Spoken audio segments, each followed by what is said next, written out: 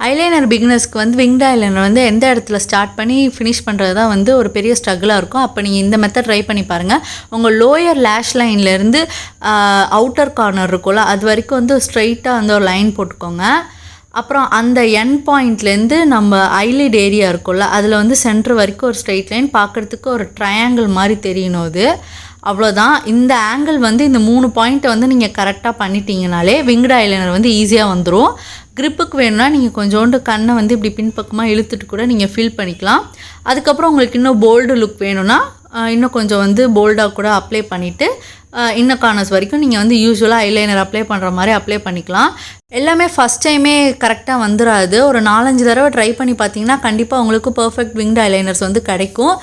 இந்த method try பண்ணி பார்த்தீங்கன்னா கண்டிப்பாக நீங்களும் 10 to 15 செகண்ட்ஸ்க்குள்ளே ஐலைனர் வந்து போட்டுடலாம். நான் வந்து கீழே லோயர் லேஷ் லைன்லேயும் கொஞ்சோண்டு ஐலைனர் வந்து போட்டுக்கிறேன். என்னோடய ஃபேவரட் ஐலைனர் லுக் இதுதான். இந்த விங்டு ஐலைனர் மெத்தடை நீங்களும் உங்கள் வீட்டில் ட்ரை பண்ணி பாருங்கள். பிடிச்சிருந்துச்சுன்னா சோல் சிஸ்டர்ஸ்க்கு சப்ஸ்கிரைப் பண்ணுங்கள். உங்கள் எல்லாரையும் அடுத்த வீடியோவில் மீட் பண்ணுறேன். Until then, it's bye from Soul Sisters.